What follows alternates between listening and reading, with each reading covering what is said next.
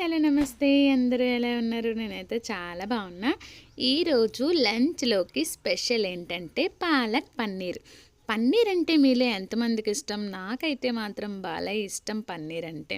పన్నీర్‌తో చాలా వెరైటీస్ అయితే చేయొచ్చు కదా! నేనైతే ఈరోజు పాలక్ పన్నీర్ చేస్తున్నా. నిజంగా చెప్తున్నా, ఇదివరకు ఏం పాలక్ పన్నీర్ అబ్బా! అంత గ్రీన్‌గా ఉంది అనుకునేదాన్ని. మా కింద క్వార్టర్‌లో యూపీ వాళ్ళుంటారు. ఆవిడెప్పుడు కూడా పాలక్ పన్నీర్ ట్రై చేయొచ్చు కదా ఈసారి, చాలా బావుంటుంది. మీ రైస్‌లోకి బావుంటుంది, చపాతీ, పరోటా అన్నిట్లోకి బావుంటుంది. ఒకసారి టేస్ట్ చెయ్యి అనేసి వాళ్ళైతే తయారు చేసి ఇచ్చారనమాట. అప్పుడైతే నాకు తెగ నచ్చేసింది. ఆమెను అడిగి మరి నేనైతే ఈ పాలక్ పన్నీర్‌ని తయారు చేశాను.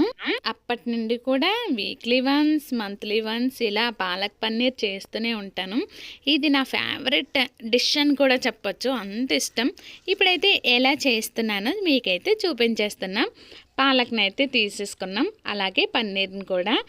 ఫస్ట్ ఆఫ్ ఆల్ అయితే మాత్రం పాలకూరని చాలా అంటే చాలా బాగా క్లీన్ చేసుకోవాలి. లేదంటే అందులో గడ్డి, ఏవేవో పిచ్చి మొక్కలు ఇంకా ఏమేమో ఉంటాయి. అందుకని ఒక్కొక్క ఆకు మరీ చూసుకుంటాను ఎప్పుడూ కూడా. కానీ ఇది చాలా ఫ్రెష్గా ఉంది, ఎంత చెత్త ఏమీ లేదు. అలా చేసుకునేక కట్ చేసుకొని ఇలా కొంచెం వాటర్లో ఎప్పుడు కూడా, అంటే పాలకూరనే కాదు ఏ ఆకుకూర కూడా వాటర్లో వేసుకొని పసుపు కొంచెం అలాగే కొంచెం సాల్ట్ వేసుకొని ఒక్క 5 నిమిషాల తర్వాత దాన్ని వాష్ చేసినట్లయితే, కూరగాయలకి ఆకుకూరలకి మెడిసిన్ అవి జల్లుతూ ఉంటారు కదా, దానిలో ఉండే బ్యాక్టీరియా అవన్నీ పోతాయి అన్నమాట. ఇలా వాటర్లో 2-3 సార్లు కడిగి పిండి మరీ తీసుకోవాలి. పాలకూరని ఇలా సైడ్కి అయితే వాటర్ లేకుండా తీసేసుకున్నాను. ఇంకైతే మంచి వాటర్ అయితే వేసుకొని స్టవ్ మీద బాయిల్ చేసుకోవడం కోసం కొంచెం వాటర్లోనే బాయిల్ చేసుకోవడానికి స్టవ్ మీద పెట్టేసుకోవాలి. తర్వాత పన్నీర్ని అయితే తీసుకొని అంత పెద్ద సైజు కాకుండా, అలానే చిన్నవి కాకుండా ఒక మీడియం సైజులో అయితే ఇలా పీసెస్ని అయితే కట్ చేసేసుకోవాలి. పాలకూర అయితే ఇలా బాయిల్ అయితే అయిపోతుంది కదా, ఇంకా వీటిని చల్లారబెట్టుకొని ఓన్లీ వాటర్ వేయకుండా మిక్సీ జార్లోకి అయితే ఆకును మాత్రమే తీసుకొని గ్రైండ్ చేసుకొని సాఫ్ట్గా చేసుకొని ఉంచుకోవాలి. తర్వాత అయితే ఒక కడాయి తీసుకొని ఆయిల్ వేసుకొని అందులో కొంచెం ఆవాలు అలాగే జీలకర్ర వేయించుకొని కొంచెం చిటపట్లాడాకైతే హోల్ గరం మసాలా అయితే తీసుకొని అందులో కొంచెం వేసుకోవాలి. అలాగే ఎండుమిర్చిని కూడా 3-4 తీసుకోవాలి. అలా కొంచెం ఫ్రై అయ్యాకైతే చిన్నగా, ఎంత వీలైనంత అంత చిన్నగా ఆనియన్స్ని అయితే కట్ చేసుకొని వేసుకోవాలి. ఆనియన్ అయితే వేయించడం కోసం తొందరగా వేగాలంటే కొంచెం సాల్ట్ని అయితే వేసుకొని అలాగే వేయించుకోవాలి కలర్ మారేంత వరకు. అలాగే ఒకటి పెద్ద సైజ్ అయితే ఒక టమాటా లేదంటే 2 టమాటాలని కట్ చేసుకొని మిక్సీ జార్లో దాంతోపాటు కొంచెం కాజు కూడా వేసుకొని చాలా సాఫ్ట్గా గ్రైండ్ అయితే చేసుకోవాలి. తర్వాత ఈ ఆనియన్స్ అయితే బాగా ఫ్రై అయిపోయాకైతే అందులోనే కొంచెం అల్లం వెల్లుల్లి పేస్ట్ని కూడా వేసుకోవాలి. పచ్చివాసన పోయేంత వరకు కొంచెం ఫ్రై చేసుకోవాలి.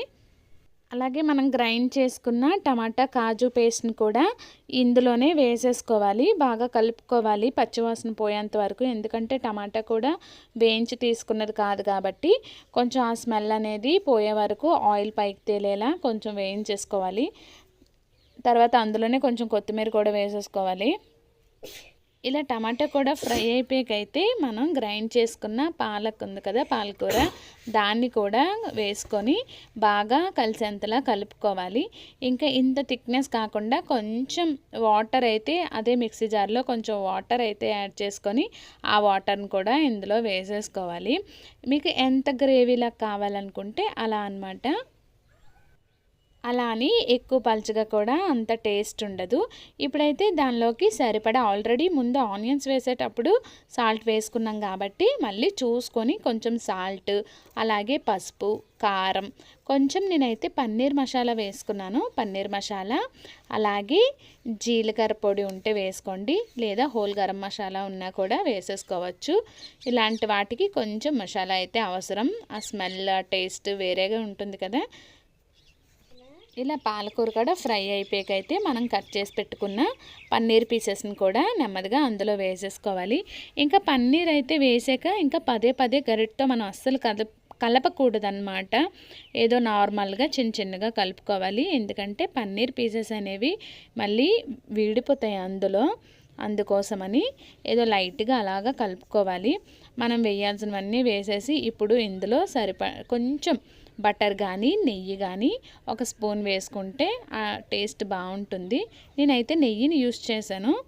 అలాగే ఇందులో మీకు ఇప్పుడు మొత్తం బాయిల్ అంతా అయిపోయాక ఆయిల్ పైకి తేలుతుంది కదా, ఆ టైంలో ఉప్పు కారం మీకు సరిపోకపోతే వేసుకోవాలి.